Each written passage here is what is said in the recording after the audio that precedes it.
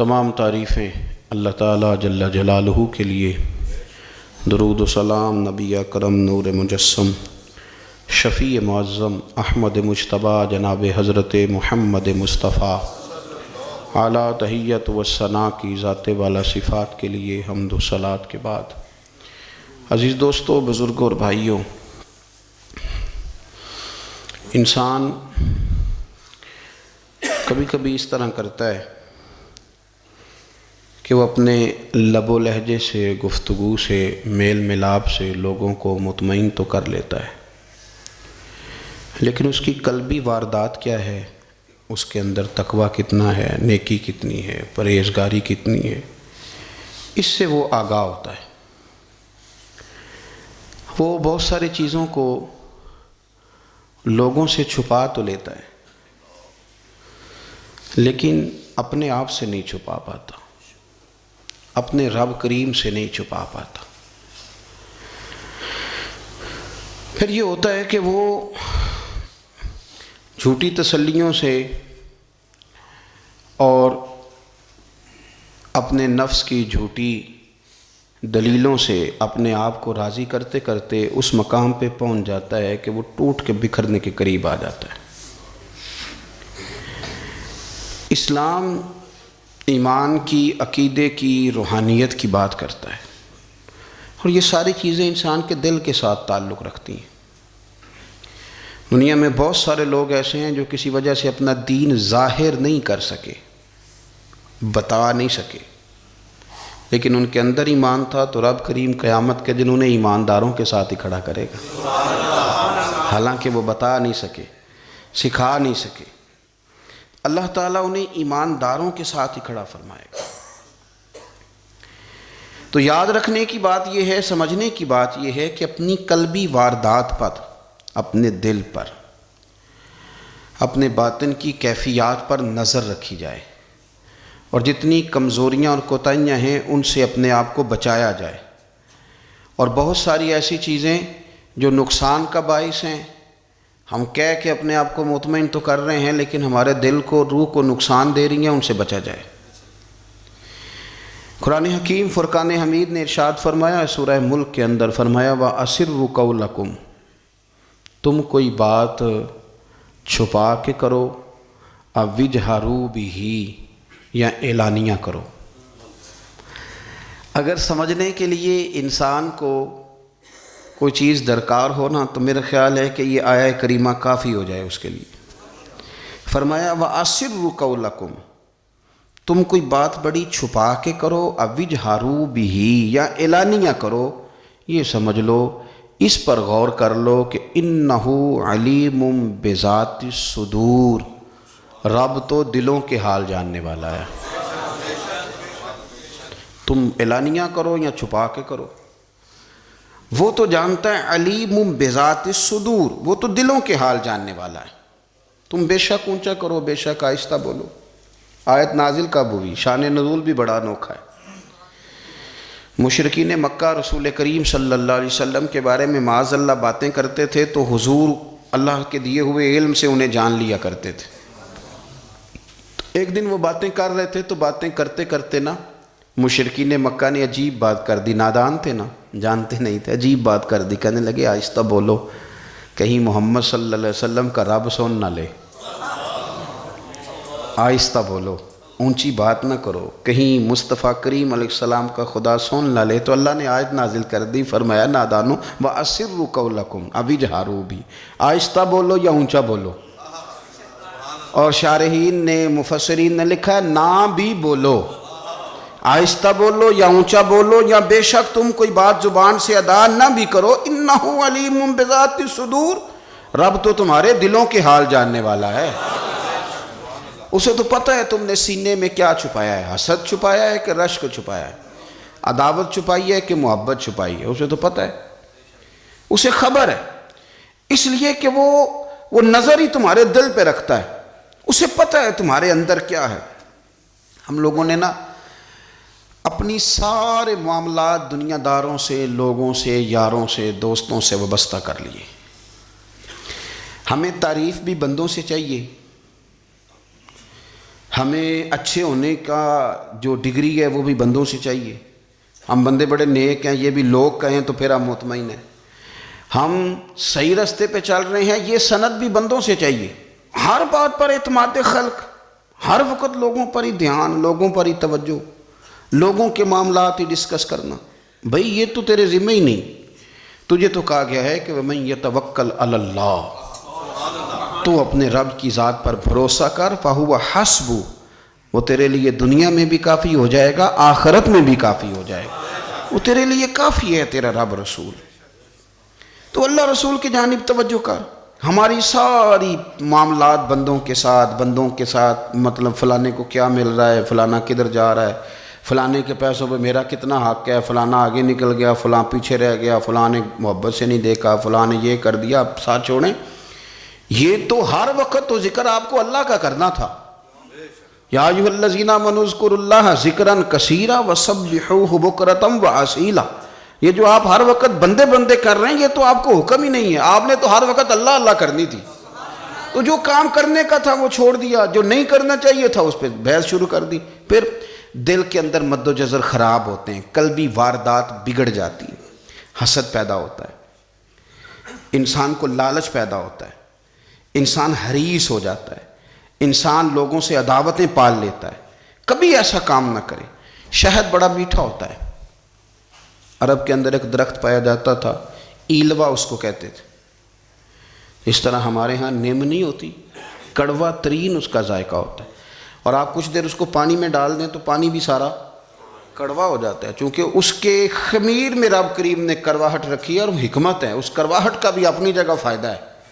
لیکن حضور سید عالم صلی اللہ علیہ وسلم نے ایک مثال بیان فرمائی اور وہ بڑی سمجھنے کی ہے. حضور مثالیں دیتے تھے تو کمال ہو جاتی تھی. بڑے سے بڑا ان پڑھ بندہ بھی اس کی روح تک بات اتر جاتی تھی. کریم محبوب علیہ السلام فرمانے لگے کہ اگر ایلوا درخت کے کچھ ٹکڑے شہد میں ڈال دیے جائیں نا تو شہد سے زیادہ میٹھی چیز کوئی نہیں ہوتی. تو حضور فرماتے ہیں کہ وہ ایلوا کا درخت جو ہے وہ شہد کو بھی بگاڑ دیتا ہے، اس میں کرواہٹ پیدا کر دیتا ہے. حالانکہ وہ بڑا میٹھا تھا، اپنی جگہ اس کی مٹھاس میں کوئی کسی قسم کی کمی نہیں تھی، لیکن وہ ایلوا کے درخت نے اسے بگاڑ دیا. اللہ کے محبوب فرماتے ہیں جس طرح ایلوا کا درخت شہد کو تباہ کر دیتا ہے نا، اس طرح حسد آدمی کے ایمان کو تباہ کر دیتا ہے. ایمان بڑی میٹھی چیز ہے، بڑی حسین چیز ہے، لیکن جب حسد آ گیا نا، حسد ہے کیا؟ حسد بندوں سے نہیں ہوتا، یہ سمجھ لیں. حسد کا مطلب، حسد کی لغوی تعریف یہ ہے کہ یہ سمجھ لینا کہ یا اللہ اسے نہیں دینا چاہیے تھا، مجھے دینا چاہیے. یہ تعریف ہے. تو حسد ہوتا کس سے؟ حسد دراصل بندے پہ نہیں کیا جاتا. حسد کا معنی یہ ہے کہ آپ اللہ کی تقسیم پر اعتراض کر رہے ہیں. آپ کا کہنا یہ ہے کہ یا اللہ یہ تقسیم ٹھیک نہیں ہوئی، معاذ اللہ یہ ادھر چلا گیا، یہ تو ادھر آنے والی چیز تھی. تو یہ آپ نے ڈائریکٹ جو مقابلہ شروع کیا، معاذ اللہ یہ تو آپ نے اللہ کی تقسیم کے ساتھ شروع کر دی. تو پھر دل میں بگاڑ آتا ہے، پھر انسان ٹوٹ پھوٹ کا شکار ہوتا ہے، پھر وہ کمزور پڑ جاتا ہے، پھر وہ ایسی باتیں کرتا ہے جو اس کے منصب کے مطابق نہیں ہوتی، کچی بات کرتا ہے، کمزور بات. اللہ بہتر جانتے ہیں کون سی چیز اس نے کہاں رکھنی ہے. رب کی حکمت پر اور اس کی دی ہوئی توفیق پر راضی رہنا ایمان کا تقاضا ہے. لیکن ہمیں تو چاہیے تقسیم اپنی مرضی کی. ادھر کیوں چلا گیا، ادھر آنا چاہیے تھا. بھئی آپ کو یہ کس نے حق دیا ہے؟ مالک نے جو چاہا، جب چاہا، جہاں چاہا اپنے فضل سے عطا فرمایا. حسد، اور پھر اس کے اگر کوئی حسد نہیں کرتا تو لالچ شروع کر دیتا ہے. وہ کہتا ہے کہ یہ جو اس کا مال ہے اس میں میرا بھی حق تھا، یہ تو مجھے ملنا چاہیے تھا. آپ یقین کریں کہ بندے بندوں سے کم پیار کرتے ہیں، جیبوں سے زیادہ پیار کرتے ہیں. اس بندے کو تو کوئی نقصان نہیں جس کے ساتھ آپ نے تعلق رکھا ہوا ہے جیب کا، لیکن آپ بڑے کمزور ہو گئے. آپ جب لالچ کر لیا، نفسانیت میں آ گئے تو آپ کمزور پڑ گئے. آپ نے مطلب کیا، آپ کا کیا خیال تھا کہ رب کی بارگاہ سے کوئی کم ملنے والا تھا جو بندوں پہ اتنی توجہ کر لی. حضرت بہلول دانا رحمۃ اللہ علیہ نے کیا خوبصورت انداز ہے. رب کریم کے بندوں کی باتیں اللہ کے لشکروں میں سے لشکر. کیا سوچ تھی، کیا نظریہ تھا، کیوں یہ لوگ اتنے مضبوط تھے، فکری طور پر مضبوط تھے. فکری طور پر ہارون رشید حج کر کے واپس آ رہا ہے. حضرت بہلول دانا راستے میں بیٹھے ہیں، ملاقات ہو گئی، کہنے لگا حضور کوئی حکم ہو تو بتائیے گا۔ فرمانے لگے کوئی نہیں، تو جا اپنا کام کر۔ بادشاہ ہے، یا کسی کو کارڈ مل جائے تو وہ لوگوں کو دکھاتا پھرتا ہے، وزیر صاحب نے خود دیا ہے۔ بادشاہ وقت خود کہہ رہا حضرت کوئی حکم ہو تو؟ فرمایا نہیں، اللہ خیر کرے گا۔ تو کہنے لگا حضور میں نے سنا ہے آپ مقروض ہیں، تو بتا ہی دیتے۔ تو آپ مسکرا کے فرمانے لگے تیرا کیا خیال ہے بھلا؟ کہنے لگے حضور کس بابت؟ فرمانے لگے تیرا کیا خیال ہے کہ اللہ ہارون رشید کو دے گا اور بہلول دانا کو بھول جائے گا؟ تیرا کیا خیال ہے؟ رب کریم ہارون رشید کو تو دیتا جائے گا اور بہلول دانا کو بھول جائے گا؟ بادشاہ کہتا ہے کہ میں چکرا ہی گیا کہ بھلا اس سوال کا کیا جواب ہے؟ تو میں نے کہا حضور رب تو بھولنے سے پاک ہے، وہ تو کسی کو نہیں بھولتا، اسے نہ اونگ آتی ہے نہ نیند آتی ہے۔ تو فرمانے لگے جا پھر اپنا کام کر، جب مناسب سمجھے گا تو بہلول کو بھی قرضے سے نجات عطا کاری دے گا۔ تو جا اپنی ڈیوٹی کر، وہ جب چاہے گا نا تو میرے قرضے دور۔ تو کیا سمجھتا ہے کہ تجھے یاد رکھے گا مجھے بھول جائے گا؟ یہ کیسے ہو سکتا ہے؟ او یار ادھر دیکھ میری بات سن۔ او بھائی وہ تیرا میرا رب ہے، یہ ہو سکتا ہے کہ امیروں کو دے دے اور تیرے جیسے میرے جیسے غریبوں کو وہ بھول جائے؟ یہ ہو سکتا ہے؟ تو کیوں لوگوں کی جیبوں پہ توجہ، لوگوں کی جیبوں پہ نظریں، فلانے کے پاس آ گیا تو میں رہ گیا، مطلب کس لیے؟ ہمارا رب کسی کو بھولتا نہیں ہے، کسی شخص کو وہ میرا مالک اپنے فضل سے نظر انداز نہیں کرتا، وہ سب کو نوازتا ہے، لیکن اس کی حکمت کے تقاضوں کا انتظار کرنا مسلمان کی شان ہے۔ کبھی کسی حسد میں کبھی کرنا ہو تو رشک کریں، مزہ آئے گا۔ اور یہ رشک کرنے کا نا، رشک کا معنی کیا ہے؟ حسد کا معنی یا اللہ اسے نہیں دینا چاہیے تھا، مجھے دینا چاہیے تھا، اور رشک کا معنی یا اللہ تو نے دیا ہے کیا بات ہے، اسے دیا تو کیا بات، اگر تو نے دیا تو مالک جچا بھی ہے، اگر تو نے دیا ہے تو نظر بھی آیا ہے، اگر تو نے دیا ہے تو پھر کیا بات ہے، کمال ہو گئی، وہ نظر آ رہا ہے۔ اور یا اللہ اسے دیا ہے تو میں بھی تیرا بندہ ہوں، اسے بھی اور دے اور مجھے بھی عطا فرما۔ یہ رشک ہے۔ رشک کا نا حضور نے حکم دیا ہے، نبی پاک نے رشک کا۔ ہمارا یہ مسئلہ ہے کہ ہم نا جو کرنے والا کام ہے وہ نہیں کرتے، رشک کریں۔ بخاری مسلم میں حدیث ہے، نبی پاک صلی اللہ علیہ وسلم نے فرمایا دو بندوں پر رشک کرو۔ کہو کیا بات؟ رشک کرو دو بندوں۔ یا رسول اللہ کون کون سے؟ فرمایا ایک وہ مالدار جسے اللہ دولت دے اور وہ صبح بھی رب کے رستے میں خیرات کرے اور شام بھی رب کے رستے میں خیرات کرے، یہ قابل رشک ہے۔ کہو تیری کیا بات ہے بھائی، کیا تجھے اللہ نے نوازا ہے، اور اس پر رشک کرو کو یا اللہ اسے اور دے تاکہ یہ تیرے بندوں پہ اور اثار کرے اور تیرے بندوں پہ سخاوت کرے، اور اللہ اس کے فعل تصدق ہمیں بھی عطا فرما۔ اور حضور فرماتے ہیں ایک مالدار پر جو صبح و شام سخاوت کرے، اور ایک اس عالم پر جسے اللہ قرآن کا علم دے، وہ صبح بھی لوگوں کو قرآن مجید کے ترجمے، تفسیریں، قرآن کے درس سکھائے، اور شام بھی لوگوں کو قرآن مجید کا درس عطا فرمائے۔ اس پر رشک کرو، کہو کیا بات ہے یار تیری، تجھے اللہ نے کتنا نوازا۔ قابل رشک لوگوں پر رشک کرو، ان کی تعریف کرو، ان کے لیے اچھے کلمات ادا کرو۔ معاشرے میں حسد پرموٹ ہوا ہے، اگر کبھی رشک پرموٹ ہوتا نا تو عزتیں بڑھ جاتی، محبتیں بڑھ جاتی، خلوص میں اضافہ ہوتا، لوگ ایک دوسرے کے قریب آتے۔ ہم نے کسی فضیلت والے کی فضیلت کو تسلیم کرنے سے انکار کر دیا، ہم نے کسی بڑائی والے کی بڑائی کو تسلیم کرنے سے انکار کر دیا، ہم نے حسد کیا، ہم نے لالچ کیا، ہم حریص ہوئے۔ اس کا نقصان یہ ہوا کہ لوگ ایک دوسرے کے پاس رہتے ہوئے پاس نہیں رہتے، ایک دوسرے کے ساتھ وقت گزار رہے ہوتے ہیں لیکن ان کے بارے میں رویے ان کے سخت ہوتے ہیں، لب و لہجہ تلخ ہوتا ہے، جب وہ کسی کے بارے میں بے لاگ تبصرہ پوچھا جائے تو غلط باتیں کرتے۔ رشک کریں، دیکھیں نا حضرت ابو بکر صدیق رضی اللہ، حضرت عمر فاروق رضی اللہ، ساری زندگی دوڑ لگی رہی۔ حضرت عمر کہتے ہیں میں نے ساری زندگی دوڑ لگائی ہے کہ ابو بکر سے آگے گزر گئے، لیکن یہ دوڑ حسد والی نہیں، یہ رشک والی۔ فرماتے میرا دل کرتا تھا کہ میں نیکیوں میں ابو بکر سے آگے گزر جاؤں، حضور کے عشق میں ابو بکر سے آگے گزر جاؤں، نبی پاک علیہ السلام کی اولاد کی محبت میں ابو بکر سے آگے گزر جاؤں، میں نا خیر کے کاموں میں آگے گزروں۔ کہتے میرا ساری زندگی رشک کا رشتہ رہا، یہ رشتہ شاندار ہے، اس پر عمل کریں، اس پر توجہ کریں۔ بجائے اس کے کہ یہ کہنا کہ استاد جی کا فلانے سے زیادہ پیار ہے، پیار کی وجوہات تلاش کر.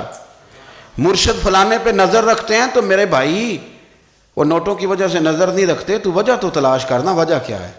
تو اپنے آپ کو اس طرح کا بنا، تو اس طرح کی کیفیات پیدا کر اپنے اندر. ہم کیا کرتے ہیں کہ رشک کرنے کی بجائے حسد کرتے ہیں. حسد نہیں کریں، اپنے آپ کو سنواریں، وہ رشک کی وجہ سے آپ سنوار سکتے ہیں.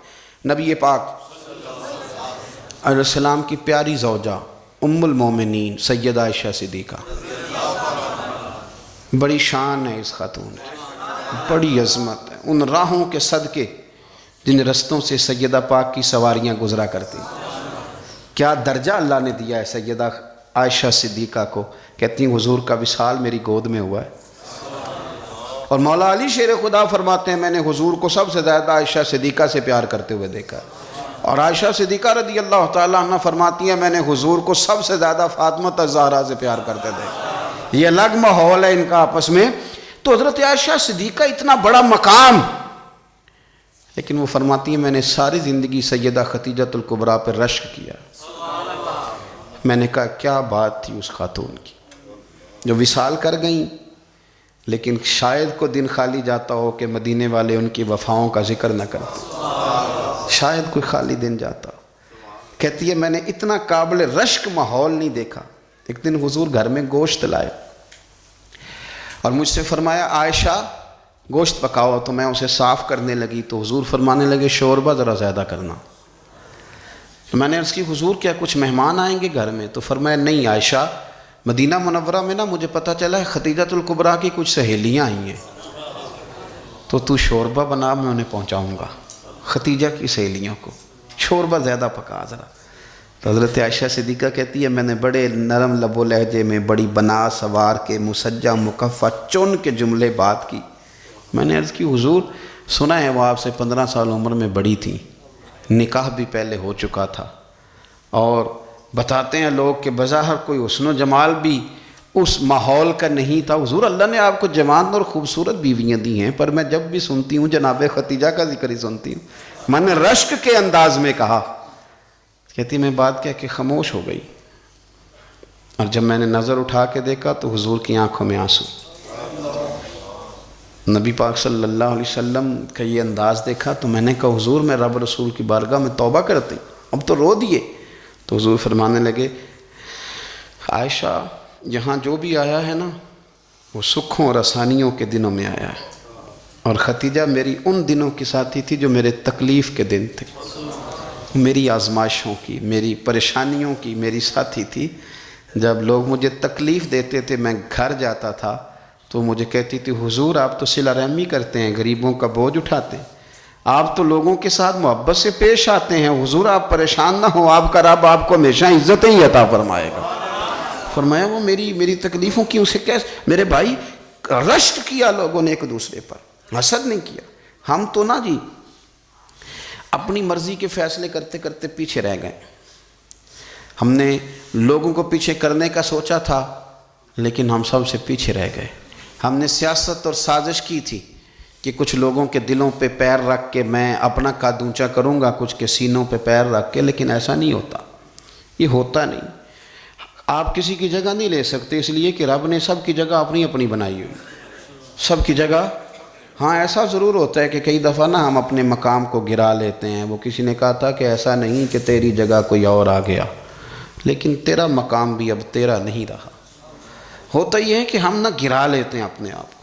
اگر ہم رشک کا ماحول پیدا کریں، رشک کا، اور ہم کہیں کہ کیا بات ہے میں بھی سفر کروں گا، اس جانب جاؤں گا، بجائے یہ کہنا کہ فلاں آدمی بڑا آگے نکل گیا ہے، یہ کر کے نکل گیا ہے، وہ کر کے نکل گیا ہے، یہ کہنا کہ یار میں بھی رب کریم کی اس مدد کو تلاش کرتا ہوں جس کی برکت سے اللہ نے اس پر فضل فرمایا ہے. امام غزالی فرماتے ہیں 3 لوگوں میں حسد زیادہ ہوتا ہے، بغض زیادہ پیدا کر لیتے ہیں. اب چونکہ مضمون ہے تو ساری بات کھول کے ہی کرنی پڑے گی نا. فرماتے ہیں 3 لوگوں میں حسد، بڑے عہدے والوں میں حسد زیادہ ہوتا ہے. یعنی صوبائی وزیر کہتا ہے کہ حق میرا ویسے وفاقی وزیر کا تھا، اور وفاقی وزیر کہتا ہے کہ جتنا میرا تجربہ ہے نا مجھے بنایا وزیر اعظم ہی جاتا تو بات ٹھیک تھی. حسد زیادہ، بڑے عہدوں والوں میں حسد. اور امام غزالی فرماتے ہیں مالداروں میں حسد زیادہ ہوتا ہے. غریب نے غریب سے کیا جلنا ہے؟ جلنے کو شے ہی کوئی نہیں، کس سے جلیں گے؟ تو غریب تو بیچارہ 4 روٹیاں ہوتی ہیں تو وہ کہتا ہے چلو ٹھیک ہے آ جاؤ، دونوں مل کے بیٹھ جاتے ہیں۔ غریبوں کے دوست بھی غریب، امیر حسد کرتے ہیں، وہ سودے پہ سودا کرتے ہیں، وہ ایک دوسرے کی کمزوریاں بیان کرتے ہیں۔ میں نے گاہکوں کو نفع لیتے دیکھا ہے، فلانے سے مال لیتے تھے جی، اس نے بڑا تنگ کیا، تو کہتا ہے اسی طرح کا تو مجھ سے خریدا کر۔ لوگ استعمال کر جاتے ہیں، وجہ بیچ میں کیا ہوتی ہے؟ حسد، عداوت، خرابی ہوتی۔ اور تیسری بات امام غزالی نے شاید میرے لیے کہی ہے، امام غزالی فرماتے ہیں علماء میں حسد بڑا ہوتا ہے، عہدیداروں میں، مالداروں میں اور علم والے لوگوں میں۔ وہ بھی اللہ کی تقسیم پر راضی نہیں ہوتے، چونکہ وہ سمجھتے ہیں مجھے یہ لفظ آتے ہیں، میری قابلیت زیادہ ہے، میں زیادہ پڑھا لکھا ہوں، تو یہ منصب بھی میرا تھا، یہ کام بھی میرا تھا، یہ بھی میرے پاس ہونی چاہیے۔ ایسا نہیں ہوتا، یہ تو رب کریم کی عطا ہے۔ میں کئی دفعہ کہہ چکا ہوں کہ کام لینے پہ آئے تو میرے جیسے بیکار آدمی سے کام لے لے، یہ اس کی عطا ہے۔ اب ہمیں کرنا کیا ہے؟ ہمیں اس کی تقسیم پر راضی رہنا ہے، اس کی تقسیم پر قربان جائیں۔ رسول پاک علیہ السلام سے صحابی نے پوچھا حضور عزت کیا ہے؟ فرمایا جو رب نے تجھے دیا اس پہ راضی ہو جا، اللہ عزت عطا کر دے گا۔ قناعت کر، جو اللہ نے تجھے دیا اس پر قناعت کر، اللہ تجھے عزت دے دے گا۔ حضور ذلت کیا ہے؟ فرمایا لوگوں سے لالچ نہ رکھنا، تو ذلیل ہو جائے گا، لالچ نہ کر۔ تیزی کے ساتھ پروموٹ ہوتی ہیں چیزیں، ہمیں سازش کرنی آتی ہے، ہمارا خیال ہوتا ہے کہ میں نے دوسروں کے پیسوں پہ کاروبار کرنا ہے، ہمارا خیال ہوتا ہے کہ پالٹی ڈال کے روٹی کھانی ہے، ہمارا خیال ہوتا ہے کہ کسی بندے کو کس طرح استعمال کرنا ہے۔ یاد رکھ لینا، کبھی بات نہ بھولنا، جو لوگوں کو استعمال کرنا چاہتا ہے وہ ساری زندگی استعمال ہوتا رہتا ہے۔ جو کسی شخص کو کسی مقام پر رسوا کرنا چاہتا ہے اپنی عزت بچا نہیں پاتا۔ جو آدمی لوگوں کو حقیر جانتا ہے اللہ اسے کبھی عزتیں عطا نہیں کرتا، وہ گڑھوں کے اندر گرتا چلا جاتا ہے۔ یاد رکھیں جو عزتیں دینی شروع کر دے رب اسے باعزت بنا دیتا ہے، جو پیار کرنا شروع کر دے معاشرے میں لوگ اس سے پیار کرنے لگ جاتے۔ جو کسی دیکھیں اگر ہم وہاں سے مانگے جہاں سے سب کو ملتا ہے تو پھر بندوں پر اتنی نظر رکھنے کی ضرورت باقی رہتی نہیں ہے۔ ادھر دیکھیں رشک کریں گے تو لالچ سے بھی بچیں گے، حسد سے بھی بچیں گے۔ بخاری مسلم میں حدیث ہے، حضرت ابو ہریرہ رضی اللہ تعالیٰ عنہ کہتے ہیں ہم حضور کی بارگاہ میں حاضر تھے تو کچھ غریب لوگ حاضر ہوئے، غربا۔ انہوں نے عرض کی یا رسول اللہ صلی اللہ علیہ وسلم ایک گزارش کرنے آئے۔ حضور نے فرمایا کہو۔ کہ یا رسول اللہ امیر تو ہم سے آگے نکل گئے۔ حضور نے فرمایا کس بات میں؟ عرض کی حضور نمازوں میں نہیں ہم گزرنے دیتے، اتنے نفل وہ پڑھتے ہیں اتنے ہم بھی پڑھ لیں گے۔ صحیح بتانا صحیح، آج کل یہ نمازوں کا مقابلہ بھی ہے کہ نفل میں نے زیادہ پڑھنے، عبادت میں نے۔ ہمارے صاحب رحمۃ اللہ علیہ فرمایا کرتے تھے آستانوں پہ گدی نشینوں کا تو رولا ہوتا ہے، اللہ اللہ کرنے کا رولا نہیں ہوتا۔ یہ تو شور ہوتا ہے کہ سجادہ میں ہوں سجادہ، اور سب نے کوئی نہ کوئی کہانی سنائی ہوتی، کہتے نہیں ابا جی مجھے کہہ گئے تھے کان میں، دوسرا کہتا نہیں مجھے لکھ کے دے گئے تھے، تیسرا کہتا تمہیں تو پتہ ہی نہیں، تم تھے ہی نہیں، عمرے پہ تو میرے ساتھ گئے تھے۔ جو میرے ساتھ ان کا معاہدہ ہوا وہ خانہ کعبہ میں ہوا ہے، لہذا میرا پہلا نمبر ہے۔ سب کے پاس کوئی نہ کوئی معاملہ ہوتا ہے، یہ سارے کام کوئی ضروری نہیں۔ ضروری کیا ہے کہ وہ جو کہتے تھے کرو، جس نے سب سے زیادہ کر کے دکھایا وہ زیادہ جانشین ہے، وہ زیادہ جانشین ہے جس نے زیادہ کر کے دکھایا۔ معاملہ تو یہ ہے کہ اس رستے پہ کس نے چلنا ہے۔ لوگ تو سجادہ نشینی سے بھاگا کرتے تھے، بھاگتے تھے۔ حضرت ابو بکر صدیق رضی اللہ تعالیٰ عنہ کا وصال ظاہری ہوا تو حضرت عمر خلیفہ بنے، تیسرا دن تک خلیفہ بنے ہوئے، 2-3 چھوٹی بچیاں آ گئیں، چاچا جان آپ خلیفہ بنے؟ فرمایا ہاں۔ چلو پھر عصر کے بعد ابو بکر ہمارے گھر جاتے تھے۔ فرمایا پتر تمہارے گھر کیا ہے؟ کہنے لگی ہم یتیم ہیں، ہمارا بھائی کوئی نہیں۔ ابو بکر روز عصر کے بعد آتے تھے، ہماری بکریوں کا دودھ دھو کے ہمیں دے جاتے تھے، کچھ بیچ کے گزارا کر لیتی تھیں، کچھ پی لیتی تھیں۔ چچا 3 دن ہو گئے، میری اماں بھی روتی ہے، بہنیں بھی روتی ہیں، آپ چلیں گے؟ تو جناب سیدنا عمر فاروق کہتے ہیں میں نے دستار سر پہ رکھی اور پٹکا میں نے اپنے کندھے پہ رکھا، بیٹیاں آگے آگے میں پیچھے روتے جا رہے۔ ایک صحابی نے پوچھا عمر کیوں رو رہے ہو؟ کہنے لگے یار یہ ابو بکر کتنا مشکل رستہ دے کے گیا، کتنا مشکل رستہ ہے اس کے طریقے پہ چلنا۔ یہ لوگ تو سجادہ نشینی اتنا کٹھن کام تھا، لوگ بھاگا کرتے تھے۔ شوق آ گیا، اب رسول کریم علیہ السلام کے حضور ناز حاضر ہو کے عرض کی حضور امیر آگے گزر گئے، نمازوں میں نہیں ہم گزرنے دیتے، ہم ان سے زیادہ پڑھیں گے، نفلوں میں نہیں گزرنے دیتے، زیادہ پڑھیں گے۔ یا رسول اللہ صلی اللہ تعالی علیہ وسلم، ہم انہیں نا تلاوت قرآن پاک میں نہیں آگے گزرنے دیں گے، وہ ہم زیادہ پڑھیں گے، لیکن حضور وہ مالدار ہیں، غلام آزاد کرتے ہیں، صدقات کرتے ہیں، خیرات، اس کا ہم کیا کریں؟ حضرت سیدنا ابو ہریرہ فرماتے ہیں کہ جواب تو حضور نے بعد میں دینا تھا، پر جب ان کا سوال ختم ہوا تو میں نے حضور کا چہرہ نور دیکھا تو رسول پاک کا چہرہ خوشی سے کھلتا ہوا مجھے نظر آیا۔ گویا یہ جو رشک ہے نا کہ نیکی میں آگے گزرنا، یہ حضور کو اتنا پسند آیا کہ ان کے سوال سے ہی حضور بڑے راضی ہوئے۔ کریم فرمانے لگے، حضور فرمانے لگے میں تمہیں ایک وظیفہ بتاتا ہوں، تم وہ پڑھو، امیر جتنی بھی نیکیاں کریں گے نا اللہ تمہیں ان کے برابر ثواب دے دے گا، لے لو نسخہ، یہ کرو کام۔ یا رسول اللہ بتائیں، فرمائے رات کو نا 33 بار سبحان اللہ پڑھا کرو، 33 بار الحمدللہ پڑھا کرو، 34 بار اللہ اکبر پڑھا کرو۔ اب جتنی بھی نیکیاں امیر کریں گے نا تمہارے وظیفے کی برکت سے اللہ تمہیں ان کے برابر ثواب عطا کر دے۔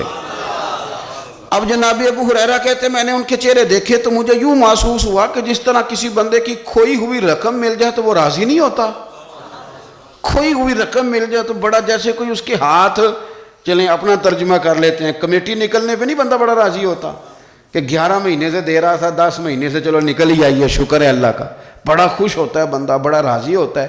اس طرح ان لوگوں کے چہرے کھل اٹھے، کیا بات ہے حضور، بس اب نہیں ہم گزرنے دیتے۔ گھر چلے گئے، وظیفے پڑھنے لگے۔ کچھ دنوں کے بعد ان میں سے کچھ لوگ واپس آئے۔ حضرت ابو ہریرہ کہتے ہیں مجھے چونکہ وہ پرانی بات یاد تھی تو میں دلچسپی سے ان کا آنا جانا دیکھنے لگا۔ وہ کریم کی بارگاہ میں آ کے بیٹھے تو ان میں سے ایک شخص بڑی پریشانی کے ساتھ کہنے لگا حضور بڑی پریشانی لگ گئی۔ فرمایا کیا ہوا؟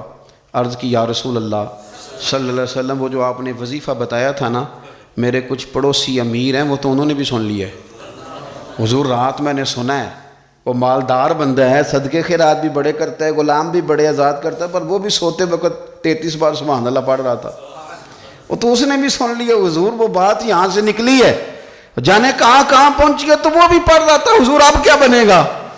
تو کہتے ہیں اس کے سوال پر بھی میرے حضور بڑے ہی مسکرائے، باقاعدہ دہک ہو گیا حضور کے، دہک ہو گیا، سرکار کھول کے نہیں مسکراتے، لیکن آج حضور اتنا مسکرائے کہ میں نے حضور کے مقدس دانتوں کی زیارت کر لی، دہک ہو گیا باقاعدہ حضور کا۔ حضور فرمانے لگے انہوں نے بھی سن لیا حضور، اور سن کے پڑھنا بھی شروع کر۔ اب بات کو سمجھیں کہ کسی امیر نے یہ نہیں کہا کہ یہ تو غریب کے لیے وظیفہ تھا، میں کہتا ہوں اللہ اللہ کا مزاج ہی نہیں، مزاج یہ کہ سیاست کیسے کرنی ہے، چکر کیسے چلانا ہے، کوئی کہانی کیسے سنانی ہے، ادھر ان کو ملا، حالانکہ بات تو غریبوں سے ہو رہی تھی، حضور وہ تو انہوں نے بھی پڑھنا شروع کر دیا۔ اب ہم کیا کریں؟ تو رسول کریم نے فرمایا وہ بھی پڑھ رہے ہیں، حضور پڑھ رہے ہیں، تو فرمایا ذالک فضل اللہ یؤتیہ من یشاء، بھائی پھر یہ تو اللہ کا فضل ہے نا، وہ جسے چاہے عطا کرے۔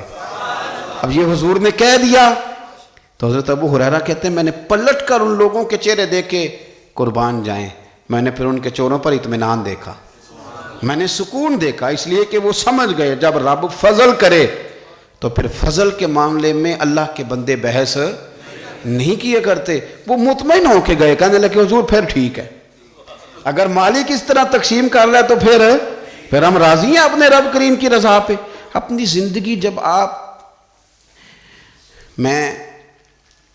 بڑی محبت سے قرب و جوار سے تشریف لاتے ہیں، میں قرآن و سنت کے بہت سارے عنوانات دیکھ کے آپ کی خدمت میں ایک بات عرض کروں، اپنی ساری توجہ اپنے رب رسول کی جانب مائل کریں۔ جتنا آپ دائیں بائیں دیکھیں گے نا اتنا گاڑی کے ٹکرانے کا خطرہ بڑھ جائے گا، وسوسے زیادہ آئیں گے، الجھ جائیں گے۔ اتنا زیادہ دائیں بائیں نہ دیکھیں، یہ کیا کر رہا ہے، فلانا کیا کر رہا ہے، فلانے کا یہ معاملہ کس طرح کا تھا، نہ نہ نہ، آپ توجہ اللہ کی جانب رکھیں۔ دیکھیں میرا اور میرے رب کا معاملہ ٹھیک چل رہا ہے، اللہ رسول کے ساتھ میرے معاملات ٹھیک ہیں، یہاں تو آپ کسی کی اصلاح کریں گے، دعوت دیں گے یا دعا کریں گے، تنقید کی تو ویسے دین میں اجازت نہیں ہے۔ آپ نے یہاں کسی کی اصلاح کرنی اور وہ درد کے ساتھ کرنی، اور یہاں کسی کے لیے دعا کرنی ہے کہ یا اللہ اس بندے پہ رحم فرمائی سے بدل دے۔ تنقید کی اور طنز کی تو اجازت اپنا معاملہ رب کریم کے ساتھ، ہماری سوچیں کس طرح کی ہیں، ہمارے اندر ماحول کس طرح کا ہے، وہ چونکہ دلوں کے حال جانتا ہے، اور نبی پاک صلی اللہ علیہ وسلم نے فرمایا نہ تمہاری جیبیں دیکھتا ہے نہ تمہارے چہرے دیکھتا ہے، وہ تو جب دیکھتا ہے تمہارا دل دیکھتا ہے۔ اس کی کیفیت کیا ہے؟ حضرت انس بن مالک رضی اللہ تعالیٰ عنہ فرماتے ہیں، اس حدیث کو یاد رکھیے گا، حافظ منذری نے ترغیب و ترہیب میں لکھی ہے، فرماتے ہیں کہ حضرت انس بن مالک رضی اللہ تعالیٰ عنہ فرمانے لگے کہ ایک حضور کے ایک غلام، ایک صحابی بیمار تھے، تو حضور نے فرمایا انس چلو تیمارداری کرتے ہیں۔ کہتے ہیں ہم حضور کے ساتھ گئے، نبی پاک صلی اللہ علیہ وسلم پہنچے، جب ہم نے اس شخص کو دیکھا تو حضرت انس کہتے ہیں ہم پریشان ہو گئے، کیونکہ ہم نے اسے بڑا صحت مند دیکھا تھا، وہ کمزور ہو گیا، وجود پر بہت سارا گوشت دیکھا تھا، اب ہم دیکھ رہے ہیں کہ وہ ہڈیاں ہی ہڈیاں رہ گئی ہیں، چہرہ بڑا بارونق تھا، اب کمزوری ہو گئی۔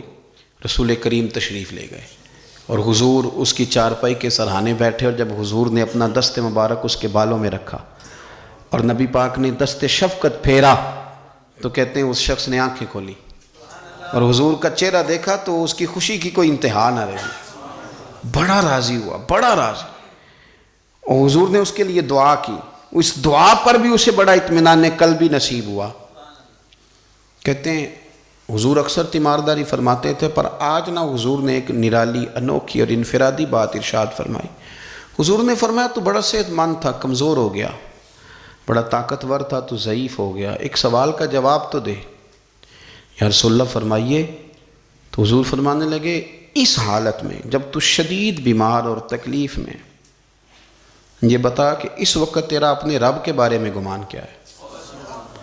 حضرت انس کہتے ہیں پہلے حضور بیماروں سے یہ سوال نہیں پوچھتے تھے، آج پوچھا، کیونکہ صحت میں لوگوں کی زبان پہ شکر ہوتا ہے اور بیماری میں شکوے ہوتے ہیں، معاذ اللہ۔ اس وقت اللہ کے بارے میں یہ سوچ حضور نے ہمیں دی ہے، تم نے ہر وقت یہ ذہن بنانا ہے کہ یہاں رب کریم کے بارے میں کیا تصورات پل رہے ہیں، آوازیں کیا اٹھ رہی ہیں، اس وقت تیرا اللہ کے بارے میں گمان کیا ہے؟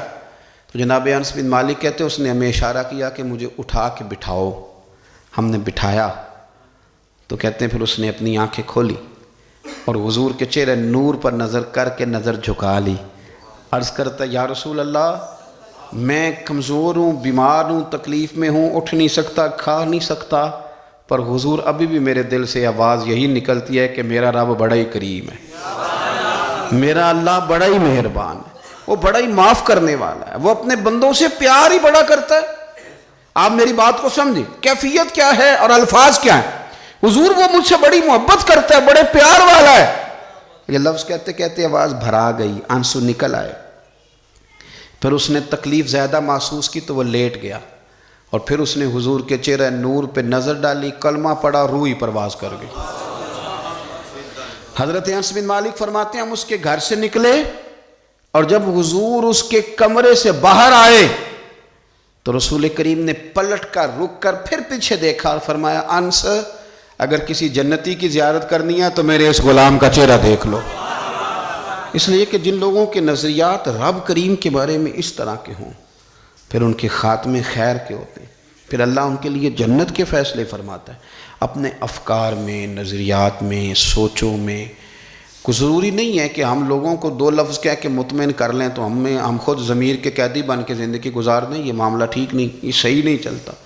آپ اپنی قلبی واردات پر، قلبی خیالات اور تصورات پر کڑی نگرانی رکھیں گے، آپ دیکھیں گے کہ کہاں یہ مجھے خرابی کی طرف لے کر کے جا رہا ہے، کہاں یہ بدگمانیاں پیدا کر رہا ہے، کہاں یہ خرابیاں لا رہا ہے، یہ سختی پیدا کر دے گا، نفرتوں کو، لالچ کو، حسد کو، عداوت کو یہ بڑھا دے گا۔ آپ اپنے معاملات پر اپنے دل کو ہمیشہ حاضر رکھیں، اللہ اپنے محبوب کا صدقہ فضل کرے، وہ مقلب القلوب ہے تو وہ ہمارے دلوں کو اپنی طرف پھیر دے۔ آخر دعوانا ان الحمدللہ رب العالمین۔